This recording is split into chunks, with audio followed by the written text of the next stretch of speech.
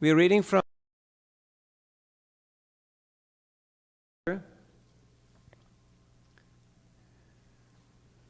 Ruchira Prabhu, Chaitanya Charitamrita, Madhya Lila, 11th chapter, starting text number 60. And we'll hear from Chaitanya Charitamrita from Krishnadas Kaviraj Goswami, 11th chapter, text 60. What he has got to tell us about this pastime of Snana Yatra. Jai Jai Sri Chaitanya Jai Nityananda Jai Advaita Chandra Jai Gaur Bhakta Vrinda Jai Jai Sri Chaitanya Jai Nityananda Jai Advaita Chandra Jai Gaur Bhakta Vrinda Jai Jai Sri Chaitanya Jai Nityananda Jai Advaita Chandra Jaya Gaura Bhakta Vrinda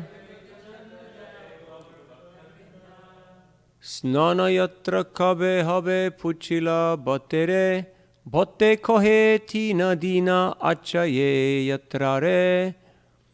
When the king asked the Bhattacharya when the bathing ceremony, Snana Yatra of Lord Jagannath, would take place, the Bhattacharya replied that there were only 3 days left before the ceremony. Next. Rajare Prabodhya Bhatta Gela Nijalaya Snana Yatra Dine Prabhura Ananda Hridaya. After thus encouraging the king, Sarvabhauma Bhattacharya returned home. On the day of Lord Jagannath's bathing ceremony, Sri Chaitanya Mahaprabhu was very happy at heart.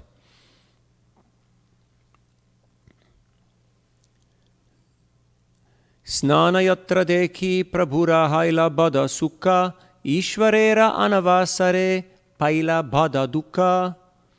Upon seeing the bathing ceremony of Lord Jagannath, Sri Chaitanya Mahaprabhu became very happy. But when Lord Jagannath retired after the ceremony, Lord Chaitanya became very unhappy because he could not see him. Purport.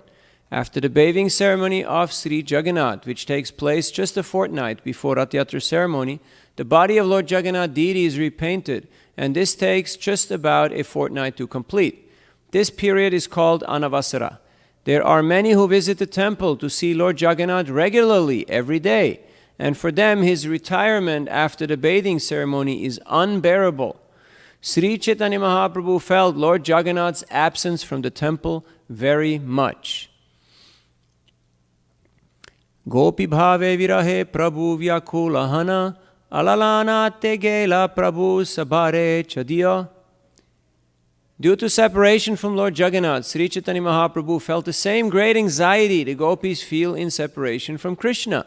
In this condition, he gave up all association and went to Alalanatha. So Chaitanya Mahaprabhu could not tolerate being in Puri and not seeing Lord Jagannath. It was not acceptable to him. So he left Puri and went to Alalanatha.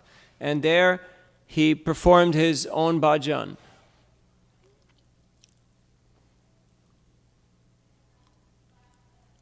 The devotees who followed the Lord came into his presence and requested him to return to Puri. They submitted that the devotees from Bengal were coming to Purushottam Kshetra. So once the devotees appeared for Rath Yatra, then Lord Chaitanya came back. When there was service to do, then he came back. But in the meantime, he could not tolerate. It was not bearable for him to be close to Lord Jagannath but not to see him. So a devotee is always introspective. We should introspect in our own hearts and see, what am I feeling separation from? Am I feeling separation from Kaka and Pita and Mata and this one and that one? Or am I feeling separation from Krishna, from my Ishtadev? Am I actually longing to be together with my Lord? That is the self-analysis that should take place in the heart of a devotee. So, we know that true devotees are never feeling separation from Krishna, in one sense, because Krishna is always there in their heart of hearts. It was very wonderful this year. We had Jananivas Prabhu, a disciple of Srila Prabhupada who has been serving Shri Radha Madhava for over 4 decades in Mayapur. and he's the head pujari there in the international headquarters. We had him give our seminar on Bhaktivedanta 10th Canto Srimad Bhagavatam. And the question came up, so when you go on procession with the Utsav Murti, the deity that is representing Radha Madhav on the elephants, how do you perform this worship? Because that Murti is a Utsav Murti, a Murti that is used just for festivals, just for specific functions. And it is kept in a box for the whole week. And it just comes out for the festival. So how do you do that? And he smiled very kind of in a youthful way. And he revealed that, first of all, Krishna is everywhere. We know Vadanti tattvavidas tattvam yajganamadvayam brahmeti paramatmeti bhagavaniti shabdyate. That this non-dual substance, Brahman, is all-pervading and Krishna can be appreciated everywhere. Sarvam kalvidam Brahma. Brahman is everywhere. But Krishna is also, as the Paramatma, Ishvara sarvabhutanam riddheshe arjuna tishtati Brahmayan sarvabhutani yantra rudhani mayaya. Krishna is also there in the heart of every living entity, of every jiva. What is he doing? Upadrashtanumantascha bharta bhokta maheshwara. He is giving upadrashta and anumanta. He is giving permission and sanction. Okay, do this. No, don't do that. No, this is good for you. Have you ever felt that? Lord was there giving guidance. But there is also Krishna, the Supreme Personality of Godhead, in his form as Bhagavan, the Supreme Lord himself, in his full manifestation and representation. And he is also, not also, but he is the fountainhead. Ishvara Parama Krishna, Sachidananda Vigraha, Anadi Radir Govinda Sarva Karana Karanam. He is the origin of all the other incarnations, manifestations, representations. All the energies are emanating from him. In fact, he doesn't have to do anything. Svabhaviki jnana bala kriya cha. Everything that he wants done, it gets done automatically. That is God. If we want to do something, we have to start working for it, right? We have to endeavor. Have you ever tried calling Social Security office? You realize I'm not God, right? When you go to the Social Security office. Otherwise, why do I wait here for 3 hours, right? Have you ever been to the DMV? It may seem like such a normal, everyday occurrence, but people say, no, I'm God. But then if you're God, why do you have to wait, on hold for 2 hours before somebody answers your call? God, simply by his wish, everything happens. And he is so powerful that he can have loving relationships with all these different devotees without having to stop any of his activities. He doesn't have to say, okay, no, I can't talk to you right now. I'm a little busy. I got somebody else to take care of, like that. No. He is perfectly capable to deal with each and every individual in a perfect, loving and kind and considerate way. That is Krishna. That's why he is Ishvara Parama Krishna. He is the Supreme Personality of Godhead. That is why we worship Krishna. Now when Krishna appears as Sri Chaitanya Mahaprabhu, can we close the door or tell that person who is talking in the corridor? Thank you. When he appears as Sri Chaitanya Mahaprabhu, he is manifesting this love and separation, this viraha bhav that Sri Mata Radharani is embodying. And he is showing us in his pastimes, in his activities, what is the proper mood and attitude of a devotee.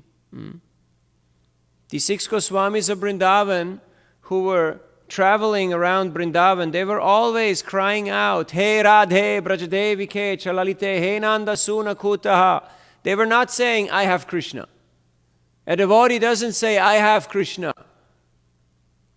Even though Krishna has said, Aham Bhakta Paradino Yasvatantra.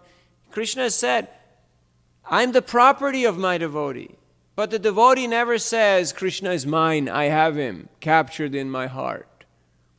He may tell that to his Lord, but he may not tell that to anybody else. One time, I think it was Bilva Mangal Thakur who was in Vrindavan, and Krishna played some tricks with him. Because that's how Krishna deals with his devotees. He likes to play tricks with them. So he was playing some tricks with Bilva Mangal Thakur. But Bilva Mangal Thakur told Krishna, you can try to hide, you can try to run away from me, but I have captured you in my heart, and you can never get away. I have locked you up, and I've thrown away the key. So you're eternally the prisoner of my heart. And Krishna is very happy to be the prisoner in the heart of his devotee. Because love and affection is the only thing that actually captures Krishna's mind. And that's why he's always attracted to the Vraja Gopikas, to the gopis of Vrindavan, because they have forsaken all prestige, all fame, all position, all respect, just to live for the sole and single purpose of giving pleasure to Krishna. We're reading from Srimad Bhagavatam, 10th canto, 82nd chapter, text number 44. It's a very beautiful verse, 1082-44. And you can repeat. Mai bhaktir hi bhutanam amritatvaya kalpate dishtya asin matsneho bhavati nam madapanaha. Mai, to me, bhakti, devotional service.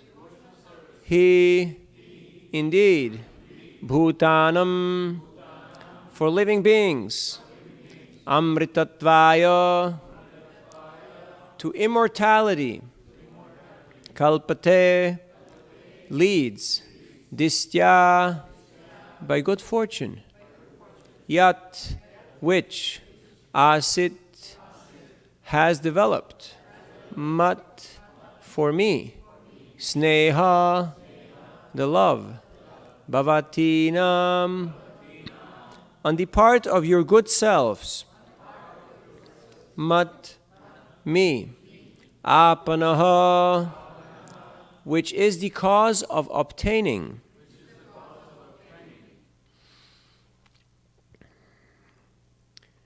Rendering devotional service to me qualifies any living being for eternal life. This is Krishna speaking to the gopis.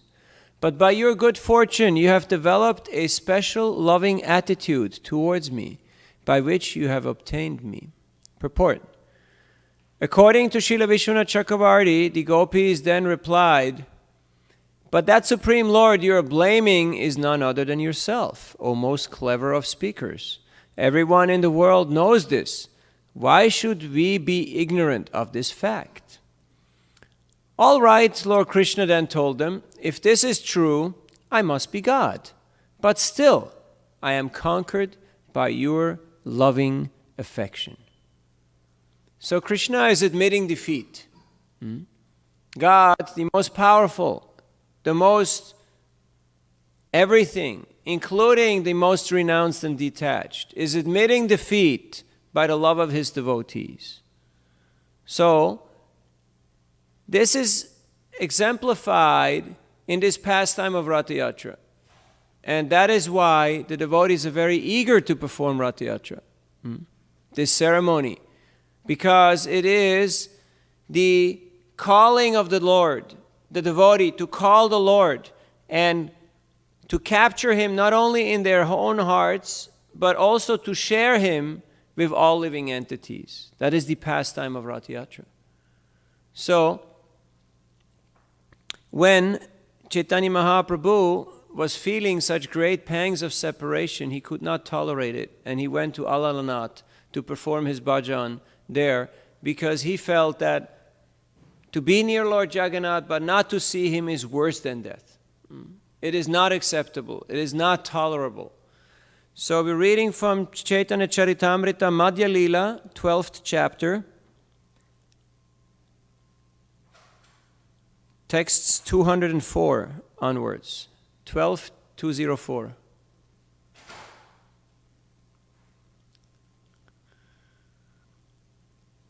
The next day marked the performance of the festival of Netrotsava. So this is at the end of these 12 days, before Rath Yatra, just the day before Rath Yatra. This great festival was the life and soul of the devotees. Purport. After the bathing ceremony of Lord Jagannath during the fortnight before the Rath Yatra ceremony, the body of Lord Jagannath, having been washed, needs repainting. This is known as Angarag. The Netrotsava festival, performed gorgeously in the early morning of the Nava Yovana day, constitute the life and soul of the devotees. Next. Everyone was unhappy for a fortnight because they could not see the deity of Lord Jagannath. Upon seeing the Lord at the festival, the devotees were very happy. On this occasion, greatly happy, Sri Chaitanya Mahaprabhu took all the devotees with him and visited the Lord in the temple. When Sri Chaitanya Mahaprabhu went to visit the temple, Kashishwar walked in front, checking the crowds of people, and Govinda walked in the rear, bringing the sannyasi's pitcher filled with water. Purport. The karanga is a kind of water pot especially carried by Mayavadi sannyasis and generally carried by all other sannyasis.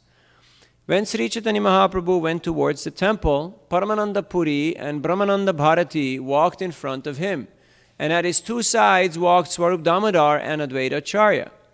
With great eagerness, all the other devotees followed them into the temple of Lord Jagannath. Out of great eagerness to see the Lord, they all neglected the regulative principles and just to see the Lord's face, went to the place where the food was offered.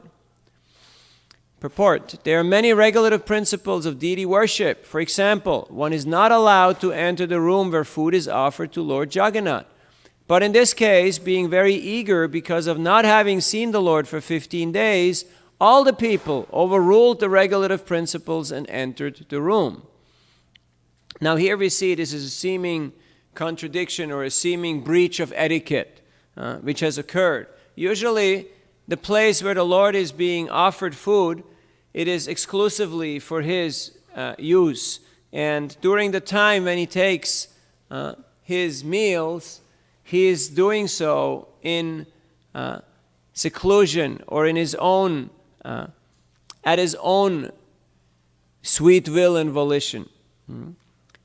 But because the devotees were so anxious to see Lord Jagannath, drawn by their natural love and affection, they just rushed to that place where the bhoga was being offered to the Lord. And they just stood there gazing at the Lord, even though it was not appropriate from an etiquette, from a ritualistic point of view. But because pure love supersedes all these rules and regulations. It is stated that affection reconciles all seeming contradictions. If you actually have true love, even if there is some contradictions or some element that may not be palatable, you will overlook that. The example is given that when a lover gives the beloved a flower garland which has been crushed or which has been sullied with some mud, it is still accepted because it is coming from the beloved. Because it is not the gift, the item that is actually valuable, but it is the exchange of love and affection that is actually valuable. So when we come to the Lord and we offer him our gifts, it is really not the item in and of itself that is that important, but it is with the affection, with the love, the kindness, and the dedication that we offer it to Krishna. Because Krishna, he already owns everything. How can you impress God? He's not a very impressionable person. How can you give something to the person who owns everything? That is not very easy to do. But we have learned in our Vedic tradition that Krishna is very modest. He's very easily satisfied. He's not asking for big things. There is no contract negotiations taking place. Like when you get job offer, right? There is some negotiations going on. Okay, what about this? What about that? Maybe a little bit more, like that. No.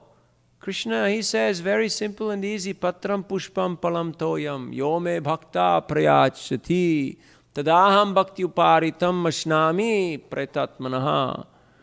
That if you offer me with love and devotion a leaf, a fruit, a flower, or just some water, I'll accept it if it is given with love. Because Krishna is bhavagrahi Janardhan. Krishna is accepting the essence of what we have to offer. So what is the essence of what we have to offer? Hopefully bhakti.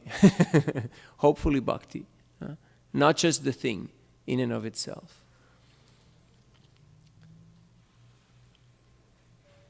Sri Chaitanya Mahaprabhu was very thirsty to see the Lord, and his eyes became like two bumblebees drinking the honey from the lotus-like eyes of Lord Jagannath, who is Krishna himself. The eyes of Lord Jagannath conquered the beauty of blossoming lotus flowers, and his neck was as lustrous as a mirror made of sapphires. Purport. Lord Sri Chaitanya Mahaprabhu usually saw Lord Jagannath from a distance standing behind the column of Garuda.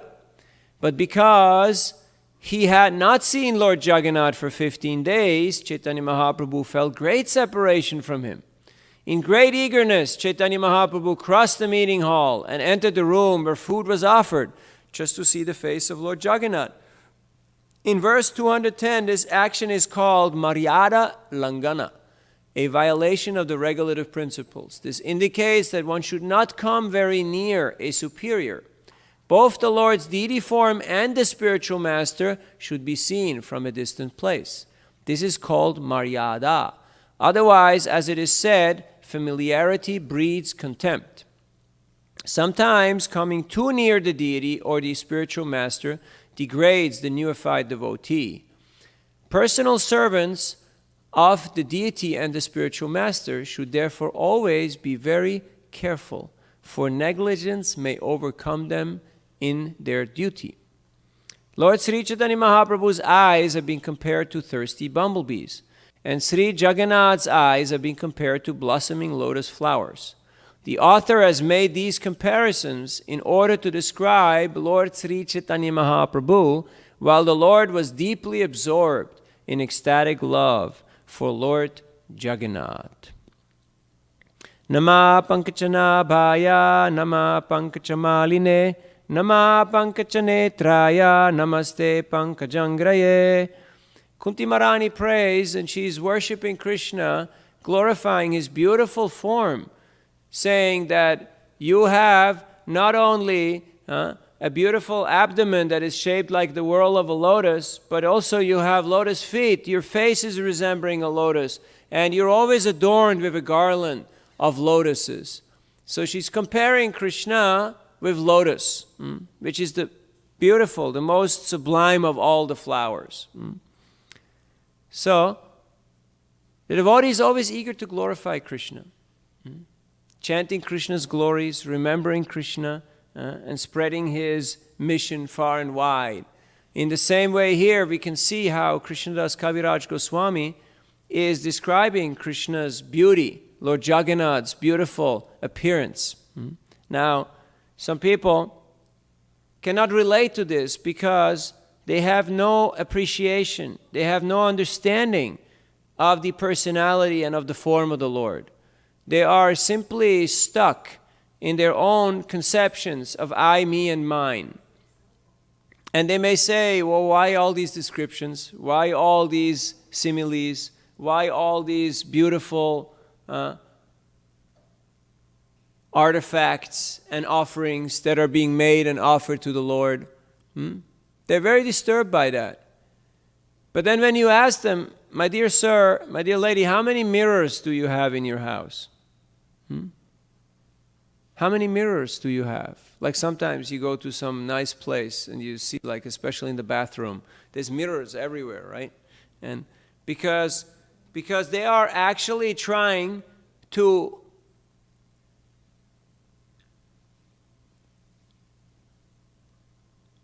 get some reciprocation for their mundane beauty. But we know that the mundane beauty in this world is very temporary, very fleeting, very flickering. It is not something of substance that lasts for a very long time.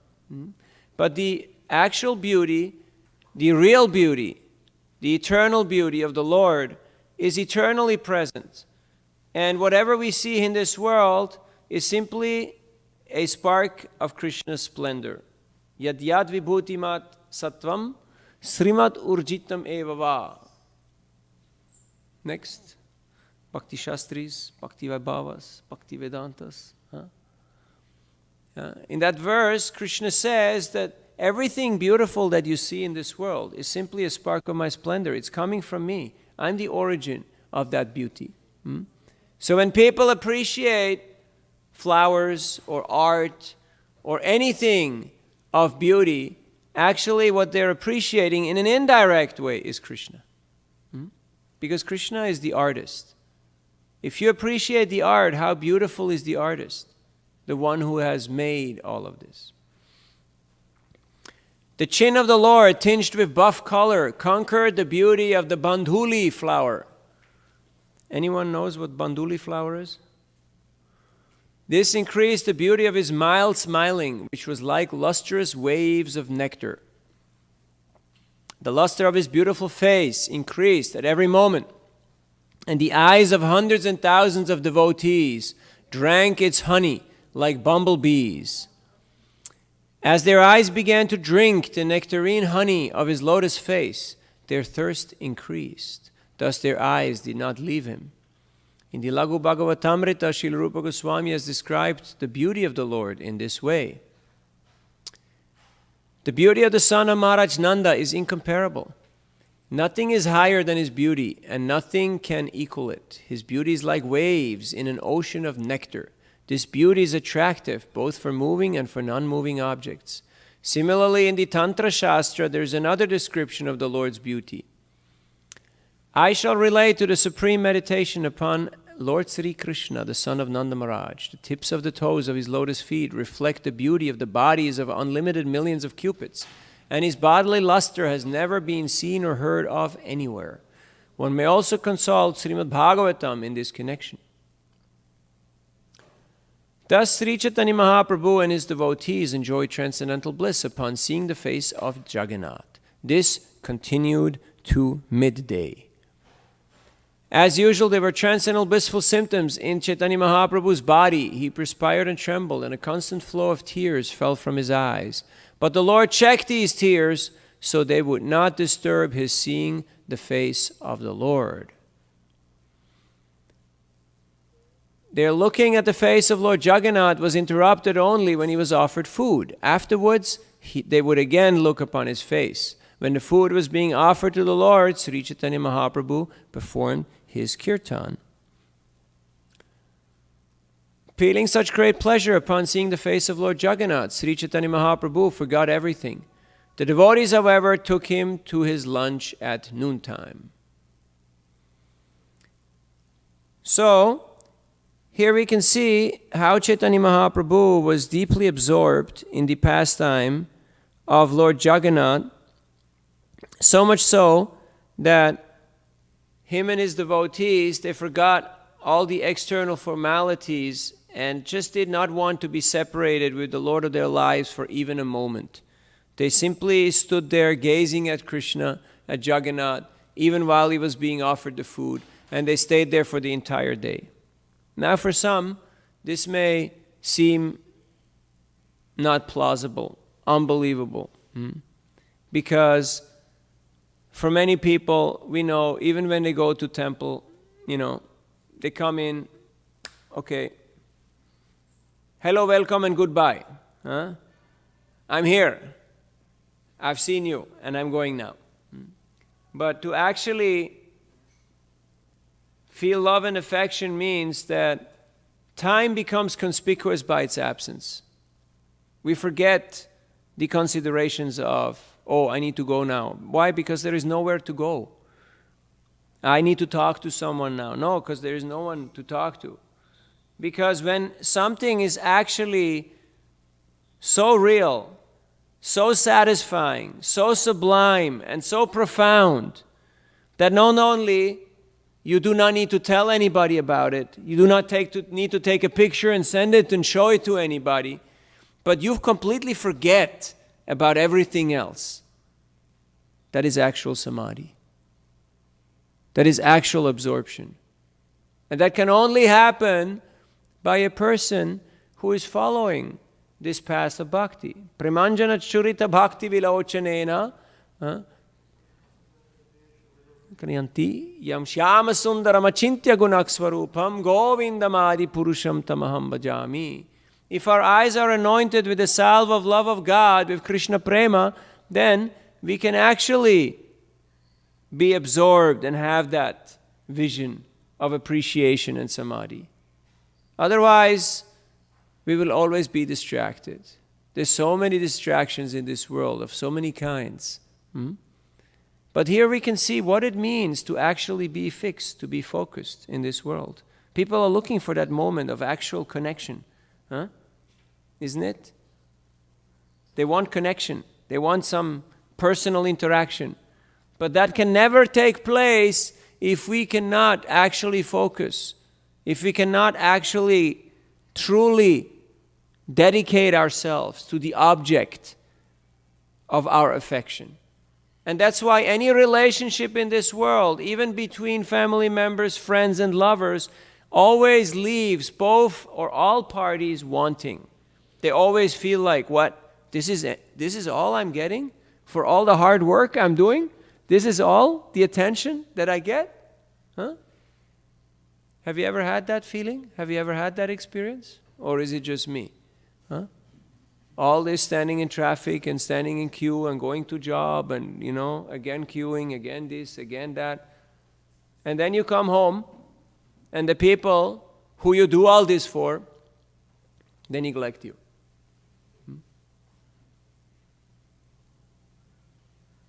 Then what use?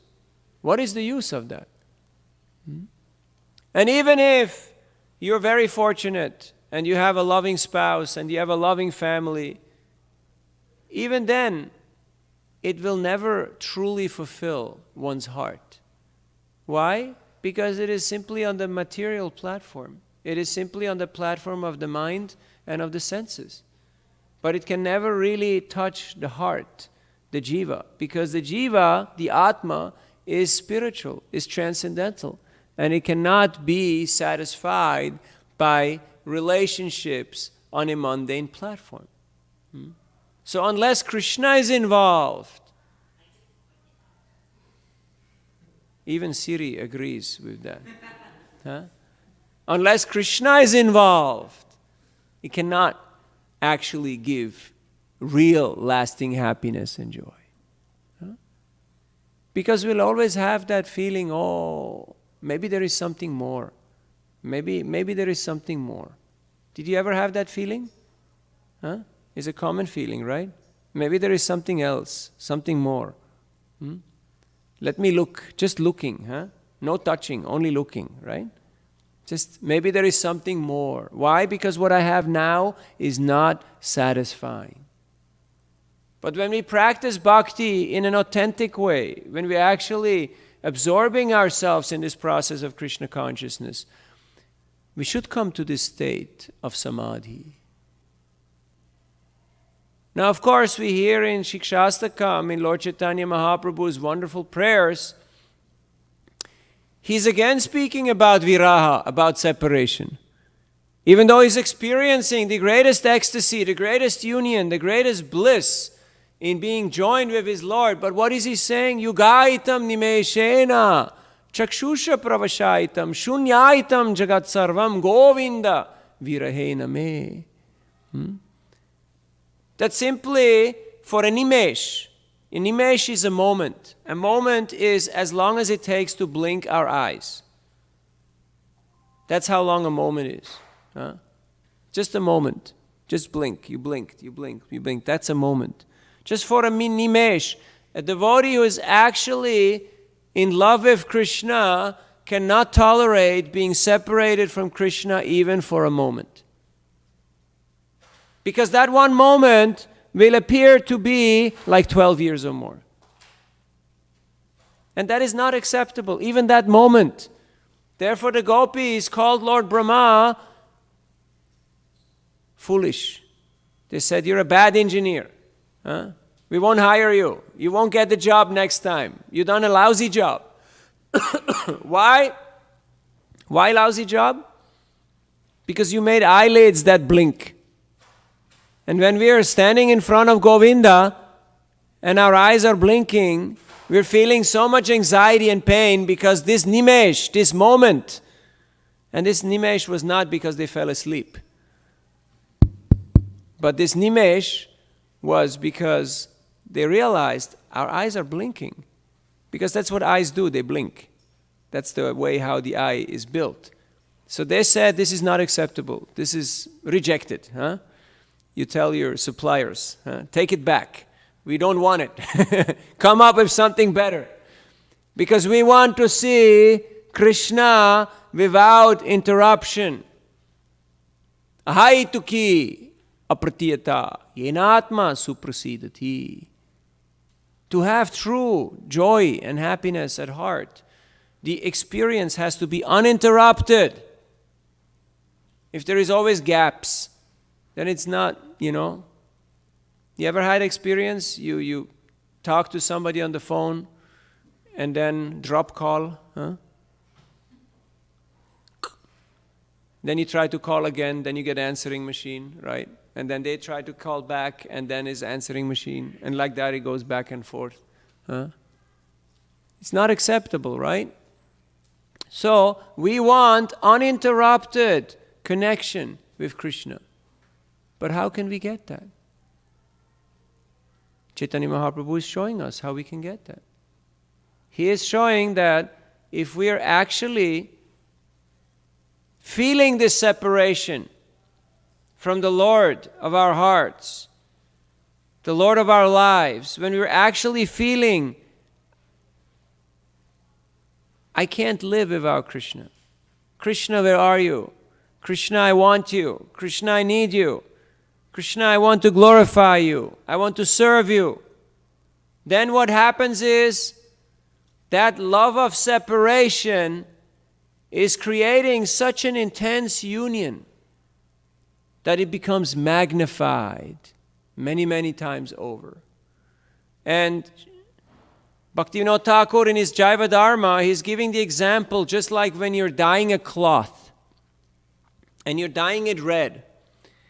When you're repeatedly dyeing it till it becomes red like fire, then it is very strong and lasting. So in the same way, a devotee who is going through this fire of separation, of experiencing this viraha, this separation, this service in separation, this mood of longing for the Lord, their attachment, their attraction, and their realization and their union with Krishna becomes galvanized. It becomes solidified. You know what galvanization does? I'm not a metallurgical engineer, but I have seen it happen, where they take certain metals and they dip them into certain chemical solutions, and then whatever is put in that liquid, it sticks on the metal and you cannot get it off. It's galvanized. It's there for good. It will just stay there forever.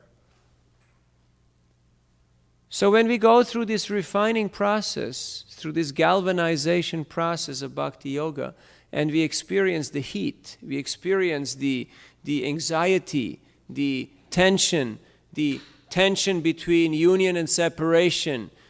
We experience this hankering and lamentation. Where is Krishna? Where is the object of my love? How can I serve Krishna better?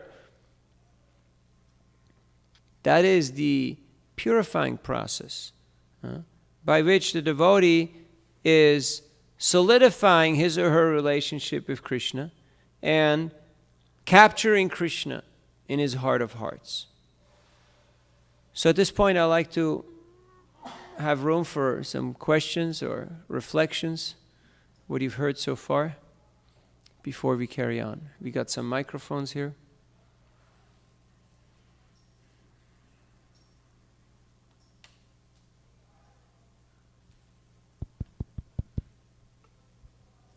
Yes, please. Thank you for the class so far. I like the point where you I said... think the microphone needs a little more volume.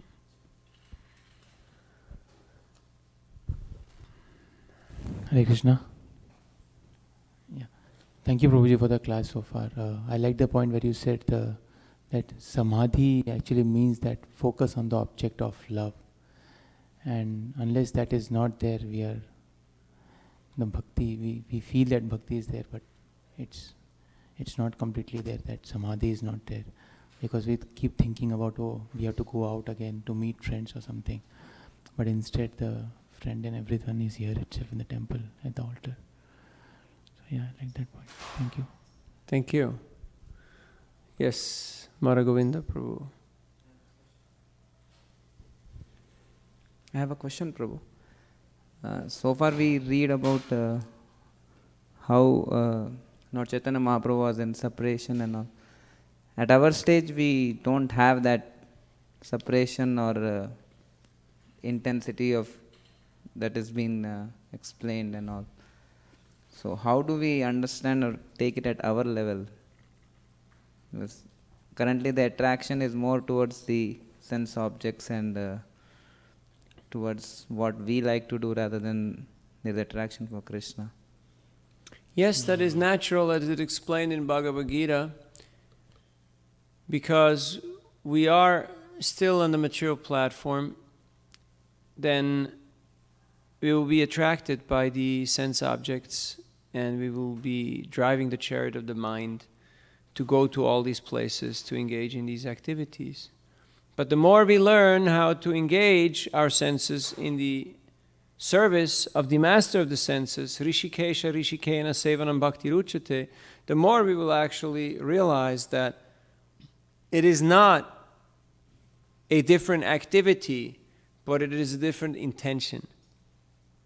In bhakti we also cook, we also eat, we also have friends, we also work, we also do all the things that people do in this world. So people may come here and they may say, well, you're doing the same thing like I'm doing. It's all same. Same. Huh? Same. But what is different? What is it that makes that difference? It is the intent, it is the purpose by which a devotee does his or her activities. So the activity will not change dramatically, but the attitude and the aspiration of the practitioner is diametrically opposed from satisfying one's own senses to satisfying the senses of Krishna. So it is not that we need a new type of engagement, but we need a new type of focus, of meditation.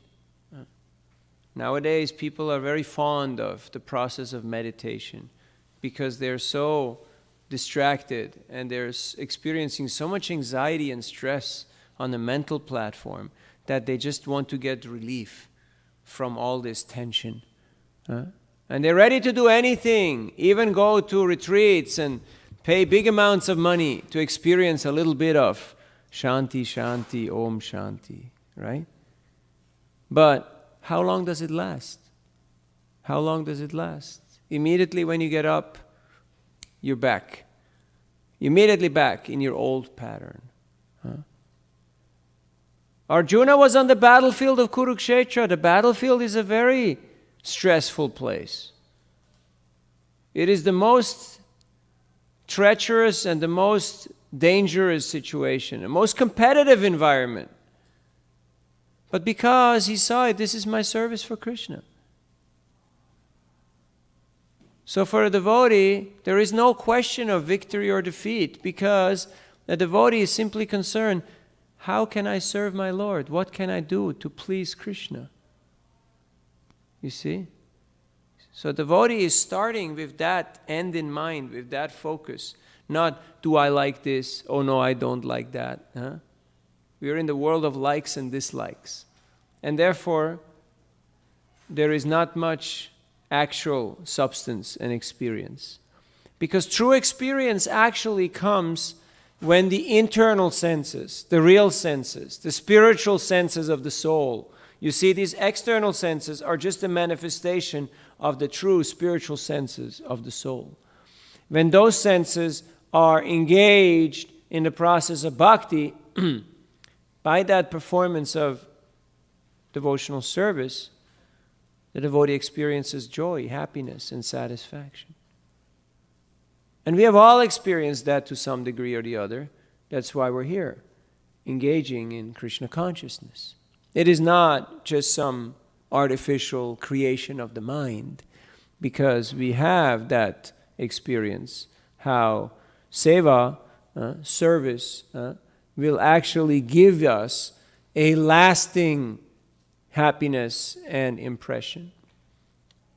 I was just distributing books on Haight Street, in Berkeley on Telegraph, and I met one family from Finland, from Turku, and they're just average family, husband, wife, 3 kids, and I showed them the books. So they seemed not interested, but the husband said, "I have eaten your food. I like your food." So, because where he was in his office, somebody would come every day with samosas and different items. And even though they were pant and shirt, he knew exactly, this is the same taste, this is the same food, this is the same people. And he said, "We are taking this because I like this taste." He was convinced because there was some taste. So unless there is taste, how can we continue? So, what does preaching mean? Preaching means just don't get in the way. Just let people experience the real taste of Krishna consciousness. Don't alter it, don't subtract, or just make it available. Just present it as it is. And in this way, people will be attracted, because Krishna is all attractive.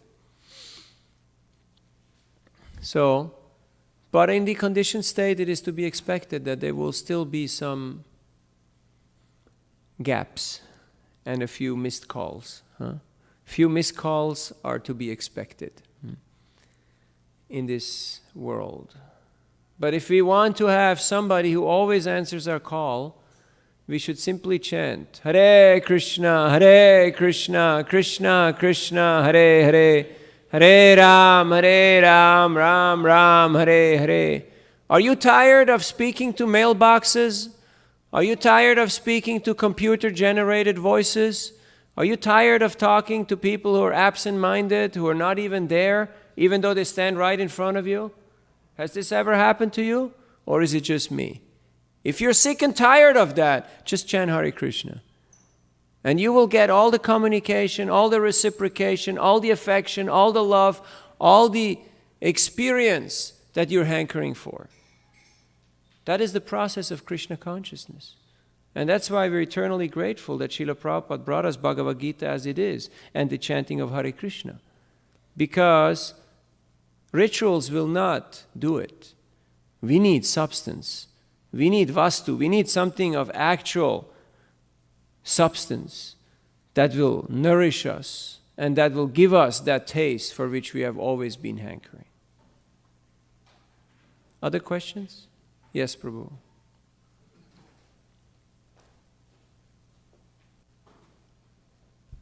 Hare Krishna.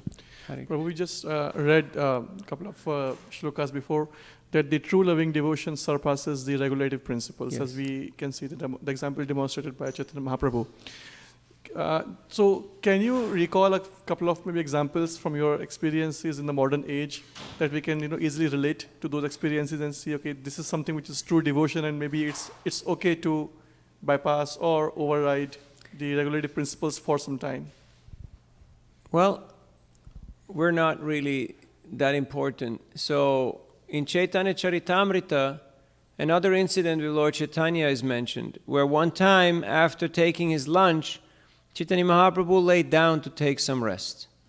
And he was so tired that he did not even get into the room properly to lay down on his bed, but he just laid in the doorway.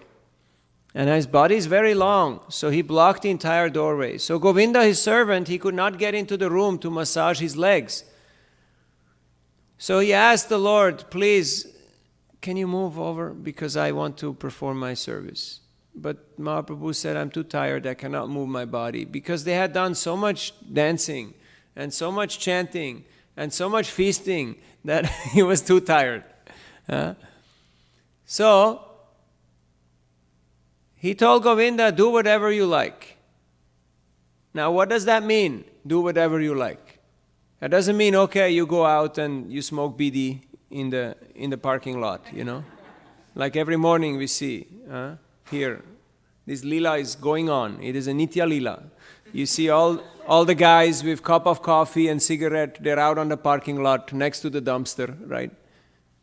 What a shameful life. The guy's making 150K, but like a dog, he has to go outside, you know, to do his little business, right? What a humiliation. He can't even drink his coffee and smoke his cigarette in his flat that he pays $3,000 for, you know.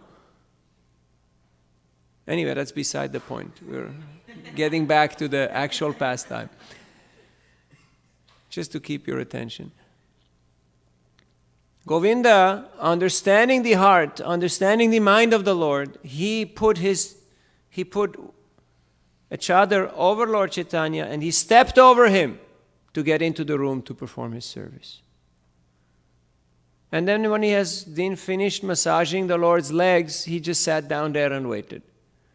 And when Mahaprabhu got up after some time, he got a little upset and he said, "Oh, Govinda, why are you still here in the room? Normally you get up and you go take your lunch." And he did not argue. He did not argue back, because arguing is not considered very sophisticated or civilized or cultured. In his mind, he simply answered. And he knew, the Lord knows my mind. He's in my heart. He knows my mind. That, oh my Lord, for your service, I can step over you. I'm ready to commit so many offenses and break so many rules to serve you.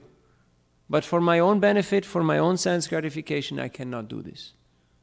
So that's why he kept quiet and smiled.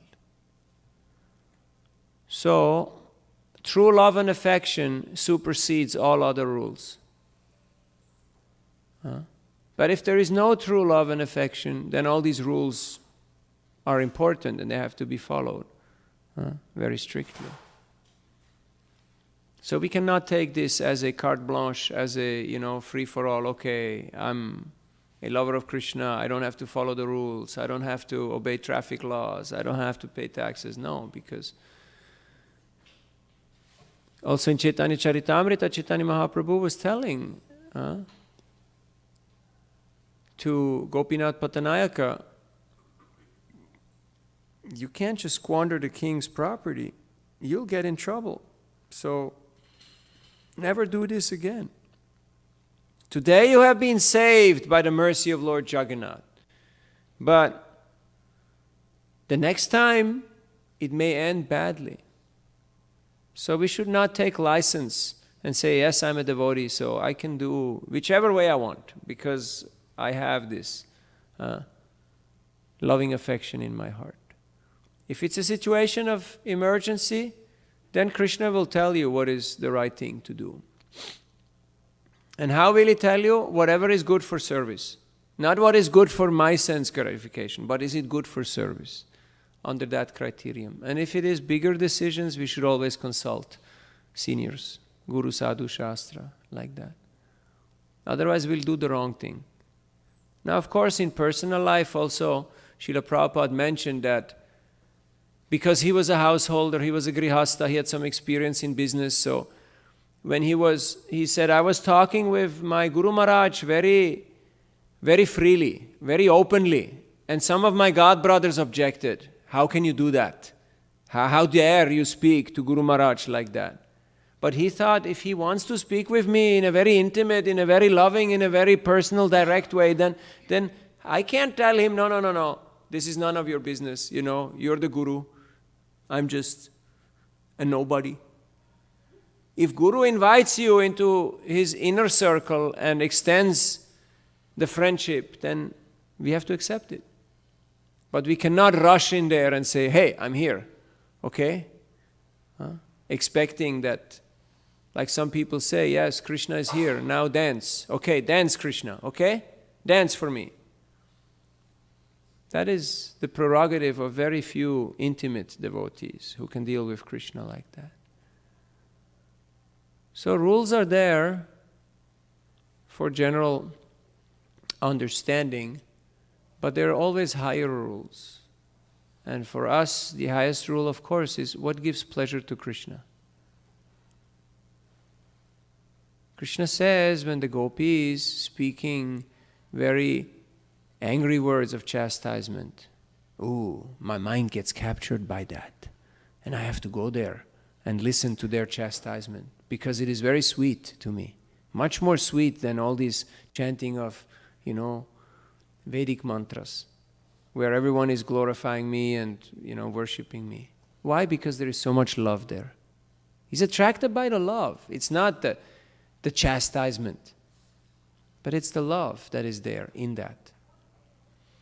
So when we study Chaitanya Charitamrita, we study Bhagavatam and Gita, we can actually see what is the proper way of dealing that comes out in the examples of the lives of the great acharyas. We cannot invent anything new and make something up. That's why when some people try to depict Chaitanya Mahaprabhu as the enjoyer of the gopis, they committed the greatest offense and blunder. Because they did not understand what is his mood, what is his purpose, what is his mission. He came as a devotee. He came to experience separation. And of course, in that separation, union is also there. And the height is more and more being increased by those different, seemingly contradictory emotions which are completely compatible. But for a person in a mundane state of consciousness, this is very hard to understand.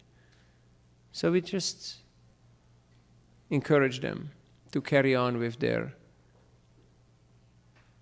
good lives of regulated practice.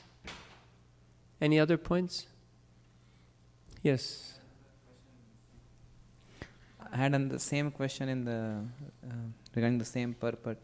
It said that one should not be too intimate or close to the deity or the spiritual master, and then in other places we read that one should I don't know the reference, but it says that one should have a friendly relationship with the spiritual master. And so how Brahmachari Gurukuler Vasandanta Guru Ritam Acharanda Savanicho Gurau Sudrida Saurida. With a mood of firm friendship of the spiritual master, one should serve him. Yes. So, but then we here see that we here read in the purport that it says personal servants of the deity and the spiritual master should therefore always be very careful.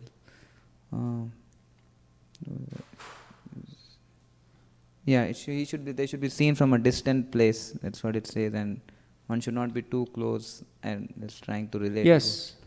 Trying to understand both of them. Yes, firm friendship means that you have a friend. You appreciate that person. You respect that person. You love that person. But you do not encroach upon that person's space or intimacy or confidentiality because it would be considered inappropriate. If that person wants you to be close, then you'll be close.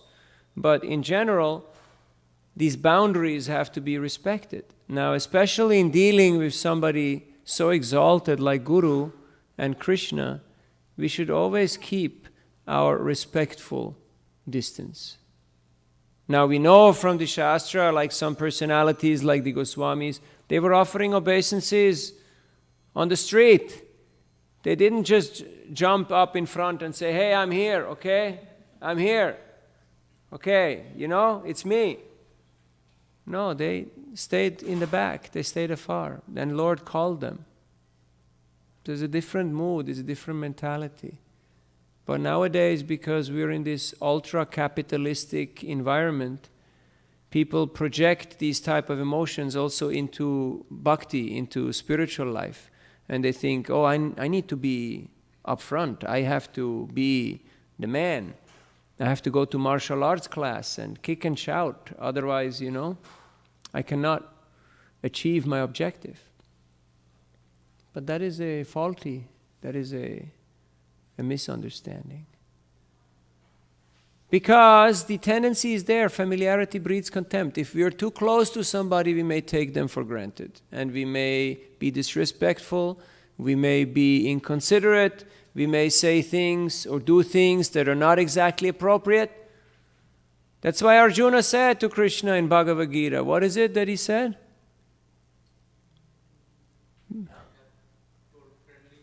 What is the Sanskrit shloka? Who knows? Huh? We sat on the same bed, we ate together, we laughed together, I made jokes at your expense. Oh Yarava, huh?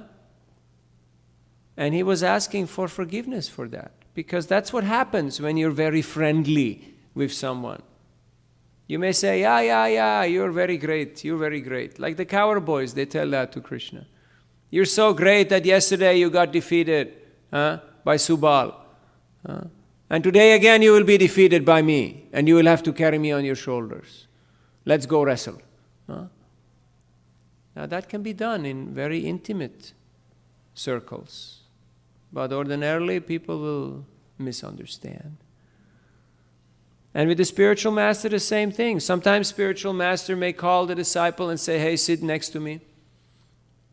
And may discuss like very intimate. That is his prerogative. But we should always remember our position. Otherwise, we're walking on thin ice. And when you walk on thin ice, any moment you can get cold feet. You can break the ice. So, when the superior calls us, we should not say, oh, out of false humility, oh no, I'm too fallen, I can't go to the lecture of my Guru Maharaj, I'm too fallen. I can't even be around him, I won't even be there when he's there. Otherwise he will just become upset or... No. Of course we should be there. But in the proper mood, with the proper attitude. And then Krishna, Guru, they are in the heart of the sincere devotee, and they know what that devotee wants and what that devotee needs, and they will reciprocate lovingly and encourage that person in their process and in their practice of bhakti. Like you can see in Chaitanya Charitamrita, Chaitanya Mahaprabhu, he knew the hearts of his devotees, and he exactly reciprocated with them in the way that they were desiring the Lord's affection and attention. So don't be overly anxious, but also don't be paranoid and overly cautious. You're just like frozen, you can't even talk. Then it becomes also embarrassing. Because the spiritual master also, he's a person, and he wants to be treated like a person, not just like some... Otherwise it becomes very difficult to have a normal relationship. But because we're not used to dealing with Krishna and spiritual master, we're very fortunate that the acharyas have given us very wonderful guidelines in how to properly engage in service. So when we study Srila Prabhupada's books, we get countless examples of how to deal with Krishna, of how to serve spiritual master, what prayers we should offer. Today I was hearing in a lecture of Srila Prabhupada where he said that you should not go to the Lord and just concoct something. But if you don't know how to pray properly, just speak the prayers of other devotees. Just recite prayers of Brahma Sanghita or prayers of Queen Kunti or prayers of Prahlad Maharaj, prayers of Dhruva. There's so many beautiful prayers in the Bhagavatam. If you don't know how to pray, just take from somebody who knows how to pray. And then in this way, after some time, naturally, we will learn how to properly engage under guidance. Is that okay? Other points? Okay, we're carrying on with Chaitanya Charitamrita Adi Lila, 4th chapter, text 108.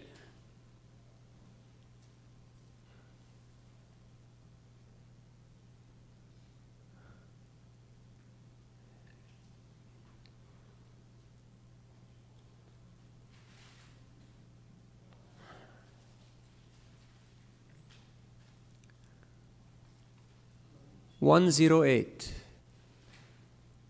108. Radhikara bhava yaitshe udava darshane se bhave mata prabhu rahe ratri dine. Just as Radhika went mad at the sight of Uddhava, so Lord Chaitanya was obsessed day and night with the madness of separation. Purport. Those under the shelter of the lotus feet of Sri Chaitanya Mahaprabhu can understand that his mode of worship of the Supreme Lord Krishna in separation is the real worship of the Lord. When the feelings of separation become very intense, one attains the stage of meeting Sri Krishna. Did you hear that?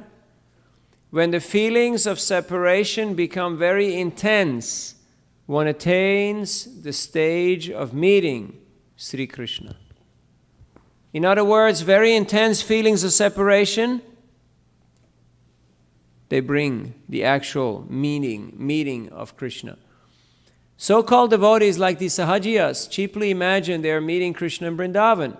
Such thinking may be useful, but actually meeting Krishna is possible through the attitude of separation taught by Sri Chaitanya Mahaprabhu. So we should follow Chaitanya Mahaprabhu's example and not construct our own speculative type of worship. Like we meet so many people who say, yeah. I mean, in every family, in every village, not just in India, but all over the world, there is some people who say, I talk to God every day. And we're having conversation, and he tells me what's going on. And, it's like, I'm sure you know some people like that, right? They say, yeah, you can go on chanting and do your sadhana and all that, but I'm talking to God, I don't need to talk to anybody else. That might be very practical for them to say that, but as far as we are concerned, we are actually following the process, the authorized process that's been handed down by the acharyas. And we also want to hear from Antya Lila, 20th chapter. Today is Chaitanya Charitamrita Day, so, those of you who don't have Chaitanya Charitamrita, please get these books, all right? Anything that you ever want to know about relationships, about what is true love, how to achieve the purpose of life, how to actually fulfill your objective of the human form of life, it is there in Chaitanya Charitamrita. Antya Lila, 20th chapter. Text number 40. Antya 20:40.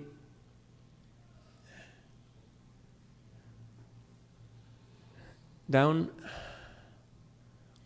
In my agitation, a day never ends, for every moment seems like a millennium. Pouring incessant tears, my eyes are like clouds in the rainy season. So this is the commentary after the Yugaitam Nimeshena Chakshusha Pravishaitam Shunyaitam Jagat Sarvam Govinda Virahena Me. This is the explanation of Krishna's Kaviraj Pad of the 7th verse of Shikshastakam. Can you go to the previous verse, 239? Previous. There is an arrow down on the left, yeah. Down. My Lord Govinda, because of separation from you, I consider even a moment a great millennium. Tears flow from my eyes like torrents of rains, and I see the entire world as void. Next. So, because of this separation, there is so much agitation in a devotee that he feels that the day is never ending. One moment is taking forever. When finally can I be united with Krishna? And incessant tears are coming from the eyes of the devotees. And the eyes are becoming like clouds in the rainy season. How are the clouds in the rainy season? Full of water, right? Now it's very hot, and in a few days, or in some places in a few weeks, rainy season will start. Everybody's waiting for that. Then it's just pouring like anything. So in the same way, the devotee who's in separation, the eyes are filled with tears. Next. The three worlds have become void because of separation from Govinda. I feel as if I were burning alive in a slow fire. So when you feel this intense separation, there may be some pain because of that separation. But the pain is actually a purifying agent which is burning up all the impurities, all the little tinges of last vestiges of attachment that a devotee may still have in this world, is becoming washed out and purified by this burning fire of separation. The three worlds have become void and thus burning alive in a slow fire. Next. Lord Krishna has become indifferent to me just to test my love. And my friends say, better to disregard him. Next. While Srimati Radharani was thinking in this way, the characteristics of natural love become manifest because of her pure heart. The ecstatic symptoms of envy, great eagerness, humility, zeal, and supplication all became manifest at once. In that mood, the mind of Srimati Radharani was agitated, and therefore she spoke a verse of advanced devotion to her gopi friends. In the same spirit of ecstasy, Sri Chaitanya Mahaprabhu recited that verse, and as soon as he did so, he felt like Srimati Radharani. Who knows that verse? Ashli Shiva Padaratam Pinashtumam. Let Krishna tightly embrace this maidservant who has fallen at his lotus feet. Oh, let him trample me or break my heart by never being visible to me. He's a debauchee after all and can do whatever he likes, but still, he alone and no one else is the worshipful Lord of my heart. So we spoke about Snana Yatra, the Lord's bathing ceremony. We spoke about service in separation, how to always keep the Lord in one's heart, even when it seems like he may not be present, and when it seems like we may not succeed in our endeavors. And it is only by true love and devotion that Krishna becomes captured, that he's attracted to his devotees. And the price that we all have to pay, the price for intimacy, is sometimes tender loving neglect. That the Lord may seem to neglect us. But we should know that Krishna never disregards his devotees. But as he told the gopis during the Rasalila pastime, that I disappeared from the midst of all of you simply to bring out your love and your devotion even stronger. So Krishna does that to his devotees. So we should not become confused or upset or disturbed when Krishna does what he does, because he has been doing this for a very long time. And we can read about it in his pastimes. And if you don't like it and you want a better boss, well, it's a free world out there, you know. Call the DMV or the Social Security office. Maybe they have a job for you. Maybe they have a better boss for you. But as far as we are concerned, we will worship Krishna, because Krishna is the only person that can actually reciprocate, that can actually deal with every living entity in an appropriate way, and who can actually give us the highest goal of all goals. What is that? Pure, loving, unalloyed devotional service to his lotus feet. That is the greatest gift. And that is what Srila Prabhupada has come to bestow upon us. That is what Chaitanya Mahaprabhu has come to bestow upon us. Namo Mahavadanyaya Krishna Prema Pradayate Krishnaya Krishna Chaitanya Namne Gaura Tvishe Namaha. That is what he has come to give. He is the most merciful, the most magnanimous. What has he gifted us? He has gifted us with devotional service. Now you may think, I got my job, I got my chores, I got my problems, and you want to give me service? You think this will solve my problems? Yes, exactly. This will solve your problems. Because when you serve Krishna, you will actually feel joy and satisfaction, which is something quite unique, something quite contrary to the mundane understanding of, oh, I work and then what?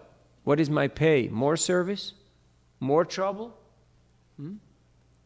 Because a devotee understands that service to Krishna is absolute. It is non-different from Krishna, because devotional service is absolute. So in that service, the devotee sees my service, this is my way of how to associate with Krishna. And a devotee will never renounce his or her service. They won't say, oh, no. I'm an engineer, you know, I got a high-paying job. It took me a while to get here, to Silicon Valley. Now you want me to clean bathrooms? To clean pots? No. You're not cleaning bathrooms or pots. You're doing devotional service. You're cleaning Krishna's bathroom, Krishna's pots. That is very exalted activity.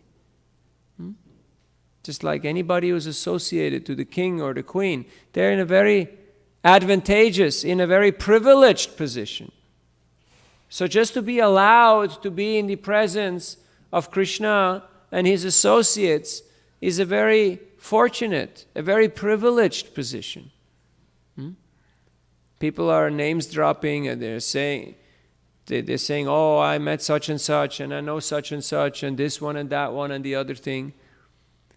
But if you don't know Krishna, what's the point? There's no glory in all that. It's all a bunch of zeros. So bhakti is actually what makes the difference in life. And Chaitanya Mahaprabhu has come to bestow his greatest gift of bhakti yoga to all living entities. And we are very fortunate that we have this opportunity to engage in Krishna consciousness. And Krishna has sent his pure devotees, his emissaries, to bring Krishna consciousness to all living entities by making it available large scale. It is on sale. And what is the price that people have to pay? A little bit of eagerness, a little bit of inquisitiveness, a little bit of appreciation. Okay, you're not ready to pay even that price? All right, here is the free sample. Just take a free sample. Like sometimes they stand on the street, right? And they give out little lollipops, but just little ones, not big ones. You want the big one, you have to pay. But the little one, you get it for free.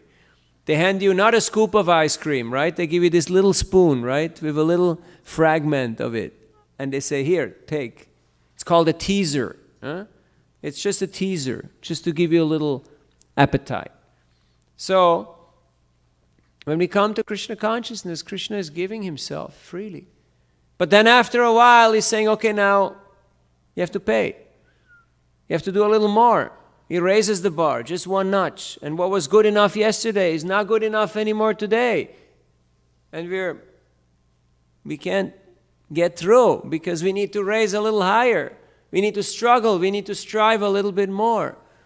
But that is Krishna's mercy. That is His kindness. So, bhakti is a very intense reciprocation of love and affection and service between the Lord and His devotees. And it is available here through the mercy of Sri Sri Radha Madan Mohan and Srila Prabhupada. So we humbly encourage and ask everyone, please come here.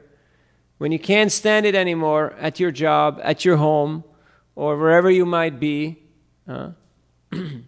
somewhere in a traffic jam, just say, okay, I need a break. I need to go see Krishna. And come here and chant Hare Krishna and see how it will change the quality of your life. We have time for a few more questions, and after that we'll have 10-minute kirtan. Any other questions or topics for discussions or reflections from any of our audience or online guests who are with us tonight?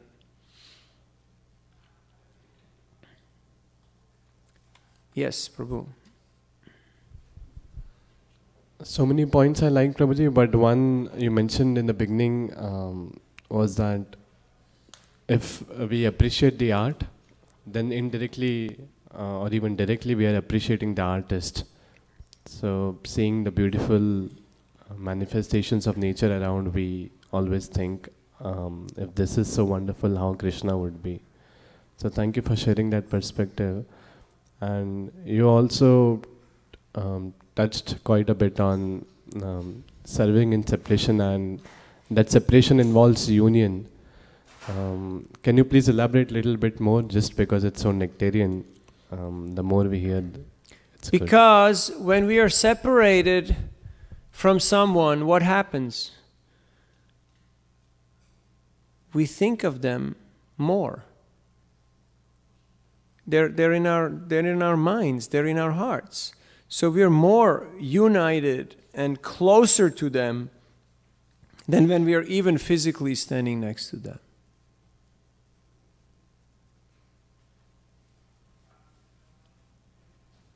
Today we were walking on a Japa walk in Rengstorff Park, and there's some big trees who have these beautiful white flowers. Have you seen? Big white flowers. Anybody knows the name of those trees? Magnolia. Very good. And it's amazing, isn't it? Such a beautiful flower. It's like nobody can come up with this, you know? This is just amazing. And it's just there. Krishna just like, okay, have it. It's amazing. It's truly amazing. Okay. Yes, Prabhu.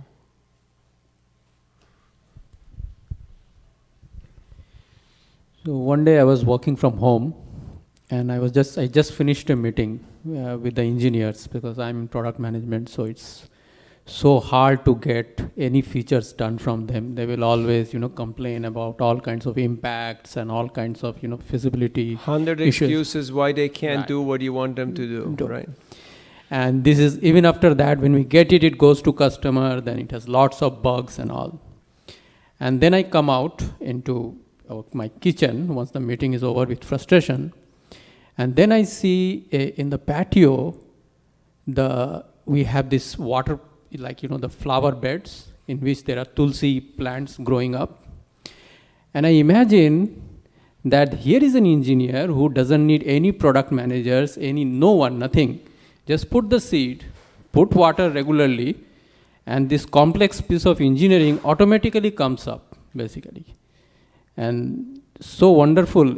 So when I think about that engineer who did all this, basically, right? I mean, he is so wonderful that we don't have to worry about anything. Just put the seed, put the water regularly, and the plant comes up. Thank you for sharing.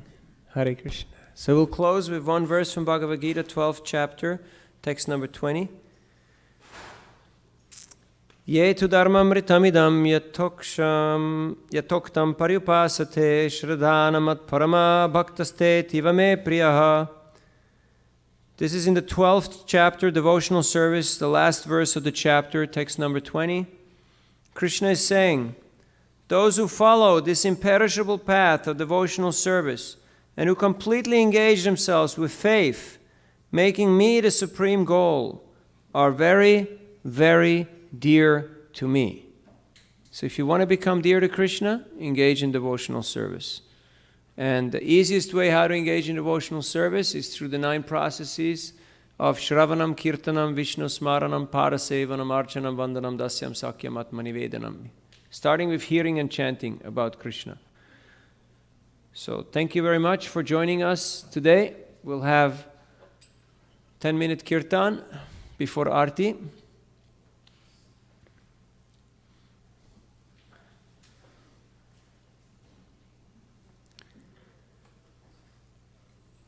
Shri Krishna Chaitanya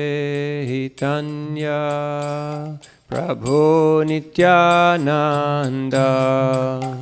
Shri Advaita Gadadhar Shri Vasari Gaur Bhakta Vrinda.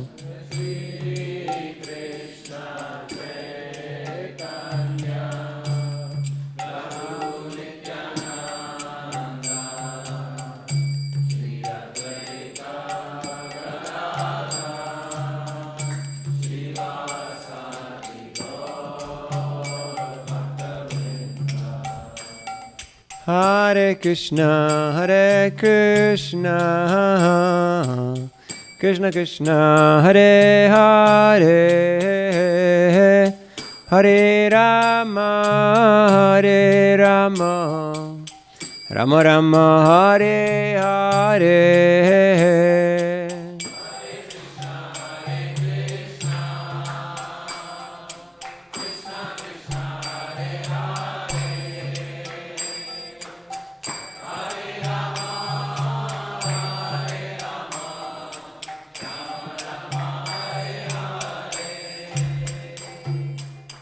Hare Krishna,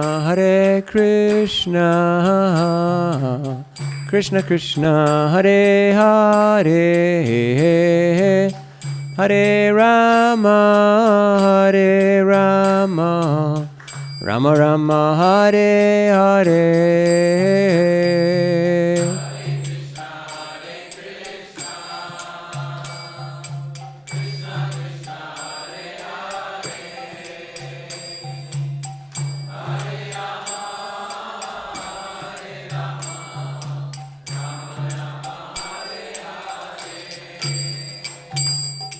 Hare Krishna, Krishna Krishna, Hare Hare, Hare Rama, Hare Rama, Rama Rama, Hare Hare.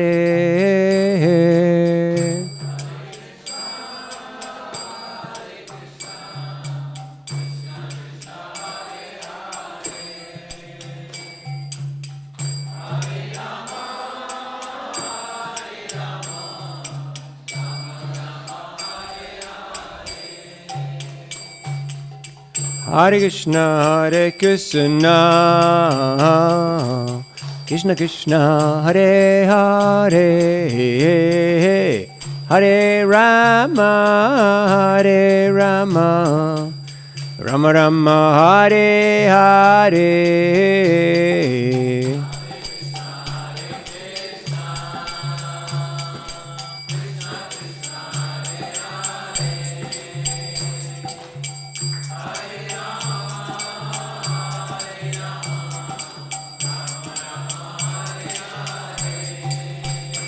Hare Krishna,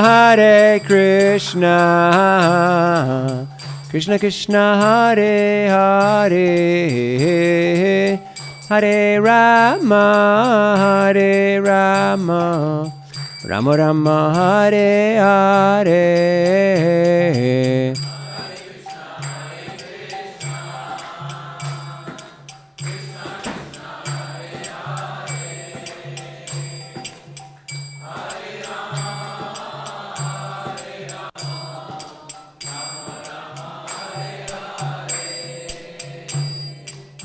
Hare Krishna,